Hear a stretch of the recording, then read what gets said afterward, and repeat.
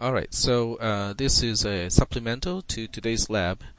After I got home, I got some time to work on the spreadsheet again, and I found a problem with the source code that I was working on this morning. So let's go check it out, what was changed to fix that problem. So go to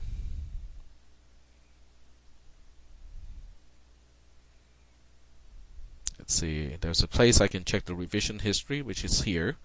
So when I look at the revision history and go back to the last revision, which is at 11:41 this morning, and compare that to the current revision, the one line that got changed, one of the lines that got changed, is this particular line, row 16. And you can see that in this case, I have LDAX, which is an incorrect instruction, because LD can only load a register indirect from another register.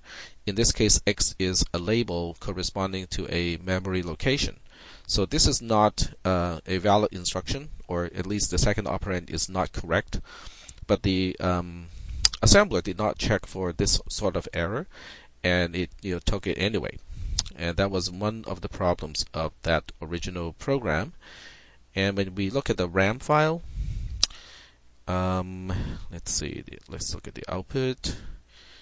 And if I remember correctly, there was 100 here, and I think that has to do with that problem too. So the two problems are related. And I found that problem, and I got it fixed. But I did a little more than just that. What I did today with the assembler spreadsheet is I also include error checking now. In other words, if I make the same mistake here, and let's say we delete the I and make this instruction the same as before, which is an LD instruction, the compiler or the assembler now checks and say that register Y is expected, but it's not here. Register Y is the second operand, the one that is supposed to have parentheses around it. So now it's good, because at least I know that there's something wrong with this line, and the correct way to fix it is the LDI instruction. The assembler now checks for many other errors as well. If I scroll down here, you can see that I can make mistakes like this, which is ASDF is a label that is not actually defined. And in this case, we have two problems, because the first register is supposed to be a register which is from A to D, and X is not a register. And then the second problem is ASDF is a label that is referred to, but it's not defined, so it reports both problems. And then on this line, we have an issue because both of these registers are incorrect. We do not have a register X as far as the actual processor is concerned, and we do not have a register Y as far as the processor is concerned, and it reports back as register X expected, register Y expected, but each one is supposed to be register A or A to D. With this one, we have several problems, and one of them is a missing operand, and it does report back as two different problems. It reports back as register X is expected, but it's not there, and then there's an immediate value that is also expected, is not there. In this case, it will report back as both registers not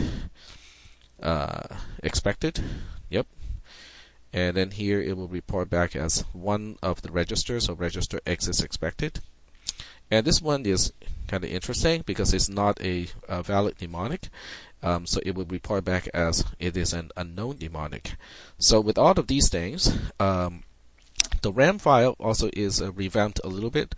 If there are errors in the assembling process, it will report back as there are errors. So if you export this particular sheet, hopefully it is not going to be accepted by Logisim, because the first line is going to read there are errors. If I go ahead and clear the errors, okay, so if I go back here and clear all of these by doing Control Z and just comment out all the wrong instructions, now there are no errors left. We go to the RAM file tab, and you can see that it's now reporting back as the usual version 2.0 raw. So this is just some error checking to make sure that we don't have any error issues. So with all of these problems fixed, the program actually does work correctly, which is a good thing. So let me go ahead and demonstrate how this program works. Let's see, we'll go ahead and start up Java.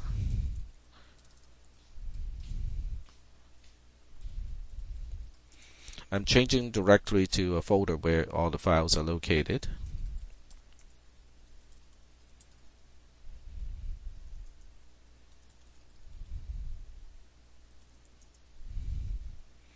There we go. Uh-oh.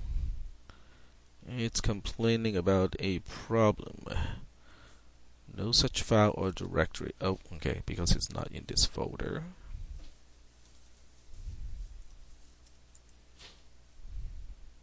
Alright, so it just needs me to find that particular file.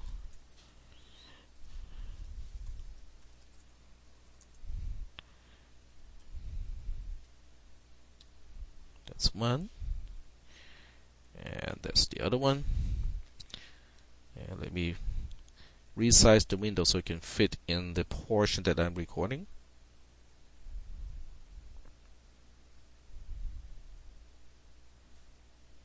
There we go.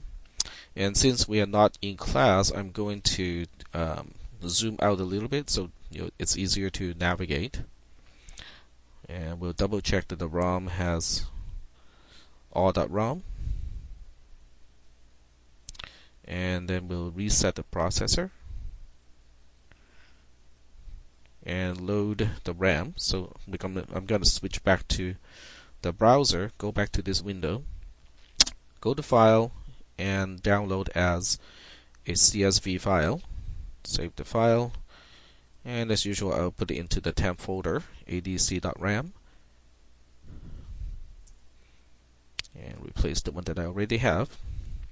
Switch back to Logisim, right-click, load the image, and in the temp folder we have adc.ram. There we go. And the RAM is loaded right here. And in this case, I'm just going to go for a full speed simulation. So we are going to clock at 2 kilohertz, and now it's all done. So let's go ahead and stop the simulator. Switch back to the spreadsheet first, just to take a look at how or where those where the locations are defined. Let's see. Scroll down a little bit. So X is at location 36 or 36 in this case, which is in hexadecimal A24. So switching back here, and let's go ahead and look at the RAM content. So we're looking at location 24, which is this location. That's the least significant byte of X, and that is correct. It's supposed to be 00. This is the most significant byte of X. It is supposed to be 02, so that part is working correctly. This is Y, the least significant byte of Y, and this is the most significant byte of Y, and those are correct as well. So the program is working now with the changes that I made to the spreadsheet. I have not experienced the problem anymore with the assembler the assemble tab not updating the fields correctly. If that problem happens again, the error screen would actually catch that too, or hopefully it would catch that one too.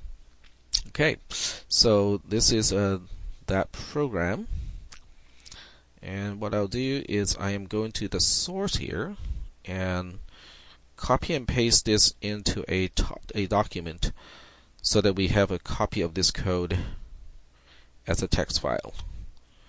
So do Control C, and we want to navigate back to the folder. There's no easy way for me to switch back to the folder here. Okay, so let's go ahead and go to my Google Documents.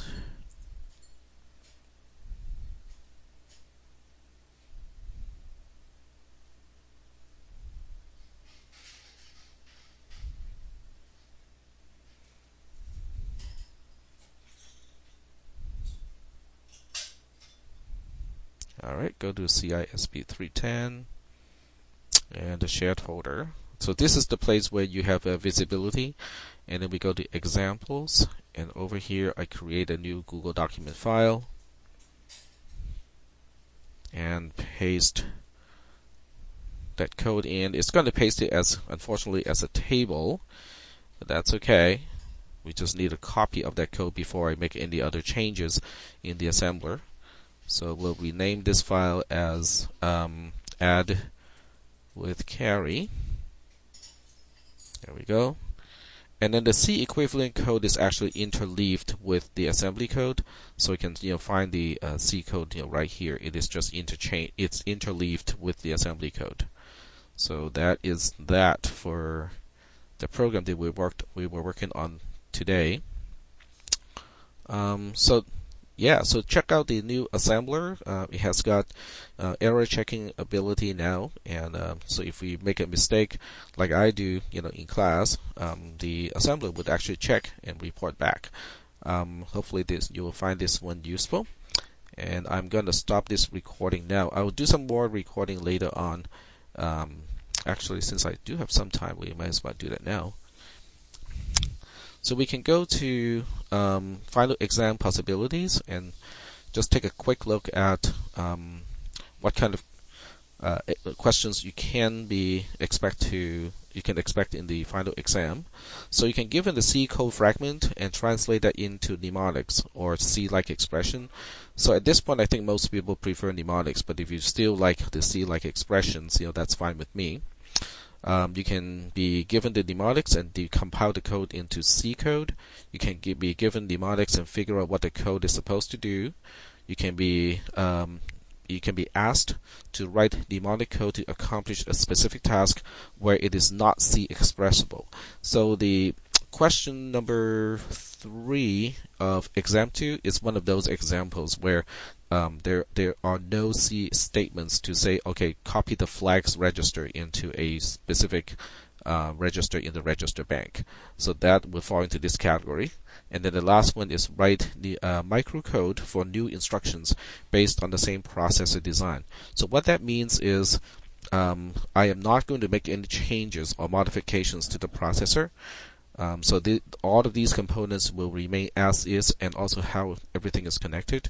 But I won't be changing how the ALU is implemented or how the register bank is implemented. So based on the existing static design, if I want to implement a new opcode or a new instruction, what are we going to do with the ROM or the microcode ROM in order to implement that new instruction? So that's the kind of question that you might encounter. And to prepare for the exam, okay, these are the suggestions. The first one is to print out all the relevant documents. In other words, I personally would go print out the processor design itself. I would print out the ALU design itself too. So I would go here and print this out. I would also go to the register bank and print that out too. So these are really important because they actually define how the processor is designed, and everything else can be reasoned out, knowing the architecture of the processor. And then the other thing is, if you need help with individual components, like if you need to be reminded how a multiplexer works, so you can print out the help page for just the multiplexer or the demultiplexer or registers, because those help files are actually available. I think last time I kind of demonstrated how to get to those particular files. I think you just unzip the jar file, and there will be some HTML documents that you can actually look at and print out from just a regular web browser. Okay. Revisit examples that we introduced in class. So that includes you can look up all the videos that we went through in class and just go to specific portions. If you need to print out those specific programs, you can just either take a screenshot and then print it out, or you can prepare your own document and print that out too. The way we study for the exam is to understand the mechanisms under the hood, and that part is really important. So understanding how these components work is really important, and that's why if you print out the pages from Logisim, okay, if you go to help, and I wouldn't go to tutorial, I would go straight to library reference. And let me move that window over here. There we go. So if you, let's say I'm not fully understanding how a multiplexer works, so I go to Plexer's library, go to multiplexer, and just print out this page. Okay, print it out on a piece of paper so you can bring it with you. There are ways to look at this page as just a regular HTML document. You can decompress the file, or decompress the jar file into its own folder, and then within that folder are the HTML documents. So let's get rid of this, go back to the browser. You have to understand how the microcode inside the ROM work. So in other words, you go to the processor design, and what you need to do is understand how the output of the ROM is connected to all these different control lines of the components of the processor, because the microcode engine is really the conductor that is coordinating all the different components inside the processor so they work as a whole. So understanding how these wires are connected to all the different other components is important. And also the sequencing of these operations is important too. So what needs to be done first, and what needs to be done second, and so on. Understand the effects of the opcode, and that part, for the most part, can be you can review that in the processor subfolder in the shared folder. If you go to the assembler manual, and just go ahead and switch to, just scroll down to the syntax part. This is a really quick summary of all the instructions that are supported by the processor as it is. And you can see the C equivalent representation, and this is the mnemonic representation. So this is basically what a software person, a programmer, really needs to understand, because this is what is available to a programmer to specify in RAM. A programmer typically does not have the ability to specify the content in the microcode ROM, but the programmer has the ability to specify what is inside the RAM, because that's the opcode. That's actually what we do. I mean, we write the program that is placed into RAM. Okay, so let's get back to my document here and review examples of how C code maps to opcode. So we basically just have a few main concepts introduced. We have control structures, which consist of conditional statements, if then else, loops like while, and we didn't talk about do while, but that's another type of loop.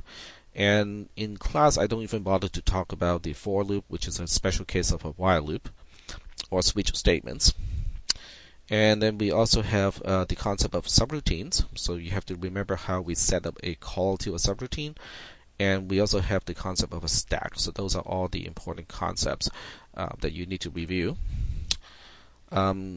Let's go ahead and take a look at the example of how to decompile, because that's one of the type of questions that you might be asked. So when we go to examples, you can go to decompile this.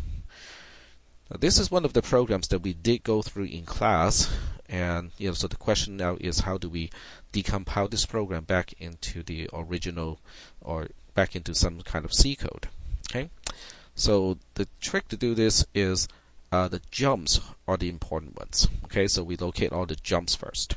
So here we have a jump, because the jumps signify either a call or a control structure. So these are all important. So if I were working on that kind of a problem, the first thing I do is I locate all the jumps. So in this case, we have a basically we have a go to the label F.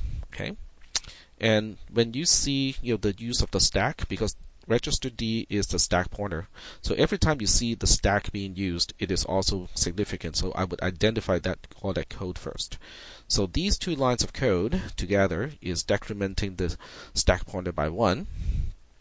Okay, so we say decrement stack pointer, And whenever we decrement the stack pointer, it means we are setting up the stack pointer or setting up the stack to store something onto the stack, storing something on top of what is already stored. So this is important because we are just allocate a byte on the stack. So the question is, what are we storing on the stack? Whenever we need to store something on the stack, it's going to have a form like this most of the time, if not all, because D is the stack pointer. So when we need to store something into the stack, it's going to use the st instruction, and using D as this is actually register Y, because only register Y can be dereferenced. So in this case, we are storing RET_ADDR, the return address, on the stack. So we say store return address, because the return address is over here. So when we look at the code from here all the way to here, this is a fairly typical sequence of calling a subroutine. Whereas the last go to signifies which subroutine we are calling. And then the rest of the code is really just setting up the stack to remember the return address and stuff like that. So if you want to, this is how we can document this part here. Okay, so we'll go ahead and look at this part. And for the purpose of this discussion, I'm just trying to see if I can change the background color of this. Apparently not. But we can do indentation. I'm just trying to figure out what is the best way to kind of make this one kind of stand out so that we know this is one chunk of code.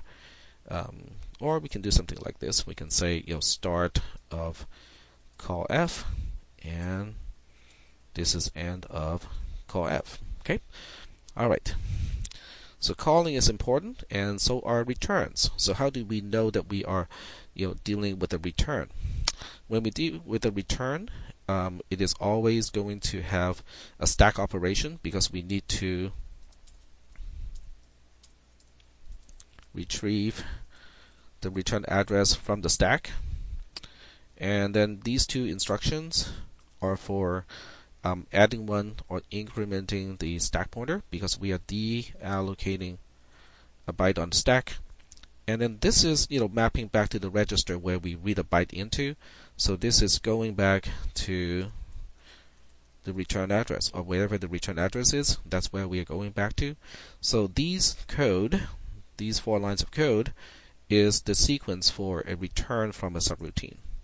So begin return and return here. Okay. Okay, it does look like I am needed somewhere, so I will continue this discussion a little bit later today. Alright, so I'm gonna stop the recorder now.